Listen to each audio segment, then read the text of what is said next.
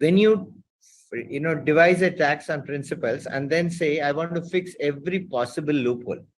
Yeah. And then what happens is it's like saying that I have to, make it enough so that the ball, if I'm a batsman betting in cricket, so the ball should not hurt me.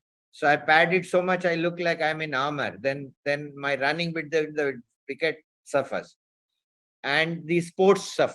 Yeah. So in a broader sense, that's what it is. The principle we have to receive is how do we deal with normal tax players, and if there are exceptions like IRS.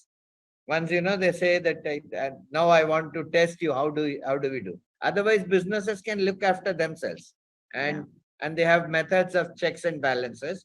So that's one.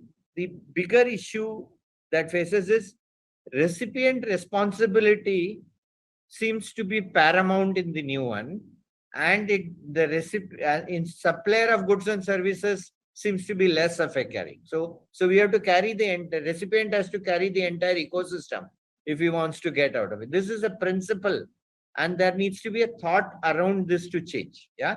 So this is what we are finding, that they're saying you want credit, so fix everything backwards. Then you can come and claim credit with me. Fix even the problems that I have, which is in terms of portal, etc., and get a benefit. Nowhere I'm trying to say that the system is broken. Okay. What we are talking about a specific thing where my working capital now, which is stuck, is larger than ever before. Yeah. Pre to post, if I were to compare, one area where I am a little worse off is the amount of working capital which is stuck. And that's real business impact over and above the impact of, what he said, a commercial decision. When we say, show us proof that you have deposited, etc., or it has come to me credit in the system before I pay you. Think of what it is doing to the industry, that industry in terms of working capital. So the entire ecosystem of working capital is getting thing. So this is the second, I would say, that one. Employee is a third one. It seems quite ridiculous in some sense that they are ineligible. That is an ineligible credit. The less rule we have, the more it is easier. Anyway, the neutral rate was to be earlier 14%, then they said it will be 15%. Now we are at 18%.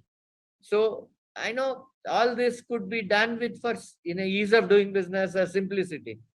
The more caveats you draw, the more is the complication. It's like calculating managerial remuneration. You have to have a very expert to calculate it, right? You can't just take the profit and say 10% is managerial remuneration, right?